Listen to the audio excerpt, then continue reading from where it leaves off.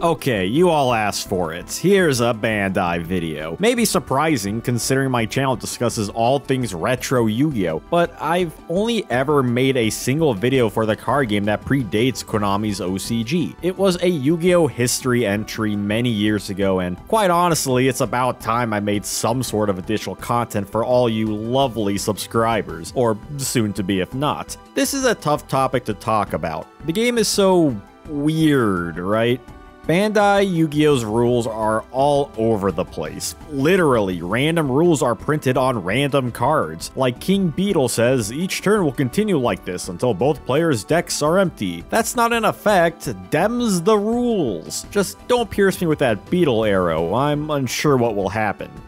I'm not about to go over the rules again, as that was already a rabbit hole I've fallen down before. So let's take a look at the card art, since that's arguably the aspect that stands out the most. Even though the Bandai card pool isn't terribly big, there's actually a few cards that were only ever printed here. Aphrodite is interesting for being a monster based on a Greek god in a game about Egyptian mythology. Remember, this was years before Nordics. Dark Zora looks pretty cool, even if he doesn't fit the aesthetic of his Ocarina of Time brothers. This is a design I could totally see come back in some fashion. Illusion type, perhaps? We also got King Rex, which has zero resemblance to his two-headed daddy. That said, he still looks terrifying with all those sharp claws and psychotic eyes. Some designs are even more uninspired, such as Night Soldier. Yep, he sure is standing right there, menacingly. Now Neon Knight looks significantly cooler with his ornate armor, flowing cape,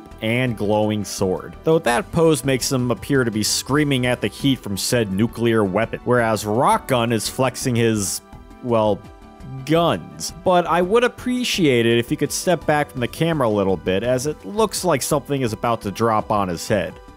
Clonk.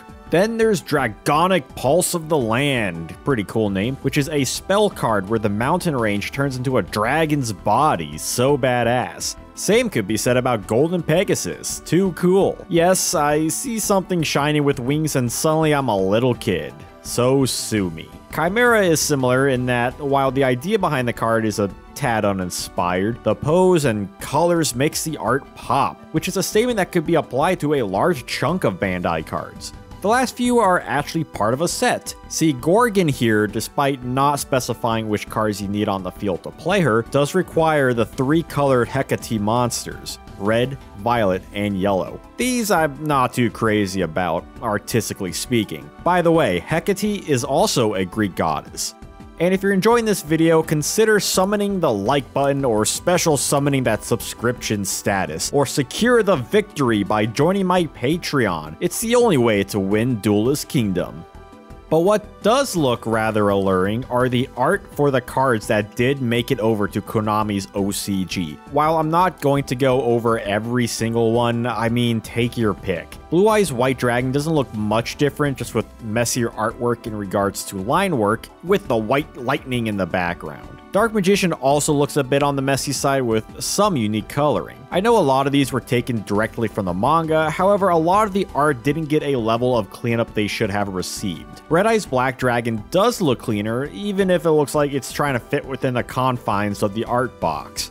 All three monsters would get their art in Konami's OCG eventually, which I think is pretty neat. I wish more of these got that callback. One of which I would want would be Mystical Elf with pale skin and green hair. It certainly stands out when looking at both versions together, even more so when throwing Dark Elf in the mix. Some just have awesome, unique art, such as Gaia the Dragon Champion, a much more dynamic pose than Konami's take on it. Man, Bandai really likes their lightning, huh? Like, look at Summon Skull. There is a completely different vibe from this compared to Konami's counterpart. There's just something more undead about this art, with the grotesque details all around. Even Takahashi would draw a purple version years down the road, as well as Gyakuten no Megami using the cooler palette. I suppose he didn't feel as strongly with the oh-so-bright Swords of Revealing Light, which I kinda dig.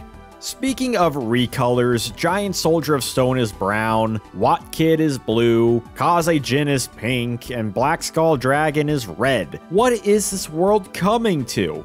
Wait, actually, I kinda dig this Red Skull dragon. Alt art, please. On that note, I want the same deal with Time Wizard, which I would argue is better than the Konami art. It just looks more dynamic and fun. Though the same cannot be said about the Wicked Wormbeast. He just looks like a turd and now you can't unsee it. Lastly, while technically a unique card to the Bandai game, Blue Eyes White Dragon's 3-body connection is like a stand-in for Blue Eyes Ultimate Dragon, which would appear in the manga on November 2nd, 1998, whereas Body Connection would debut in card form on March 6, 1999. So I'm unsure why they went in this direction. Perhaps the card development started before that chapter, with Takahashi giving them a heads up that there would be a 3-way Blue Eyes fusion, and that's what Bandai thought it would be. Speaking of the manga, one interesting element of the Bandai Card-ass game were the character cards, something I quickly mentioned in my valuable Book 3 character cards video. These cards are unique as they play like monsters, just with weak stats yet powerful effects. Bandai managed to hit all of their bases with these. You got each of the main characters plus Melody. Wait, who the hell is that? Turns out she was a bit character in the manga named Miho Nosaka, which was then upgraded to a larger role in the Toei anime and subsequent film. Insert random mermaid scene here. Otherwise, we got a couple of villains too in Seto Kaiba and Shadi rounding out the first 2 arcs of the show. Yeah, look at that green-haired dork. Too bad we never got Mokuba or Bakura though. Oh well. The Bandai game was chock full of interesting art in regards to the good, the bad, and the ugly. While for comparison's sake, some art does feel more thoughtful, some of the line work does look rather Microsoft Paint, and some palettes come off as they were chosen by throwing darts at a color wheel. For the most part, the monsters chosen were taken directly from the manga, which was the only source at the time, aside from the Toei anime, which started airing in April 1998, with the card game coming out in August 1998. For that matter, I'm sure the cards were already in development, and as such, yeah, the manga was their main source aside from possibly going directly to Takahashi for advice. There is something to be said about the art looking more like the manga, and thus probably why the game was simply called Yu-Gi-Oh! Instead of the in-universe game Magic and Wizards. But what do you all think? Would the card game be as popular nowadays had the art style kept this more unkempt look? Which art do you prefer over the Konami variants? Because I'm sure there's someone out there who prefers the Mountain Dew Code Red Feral Imp.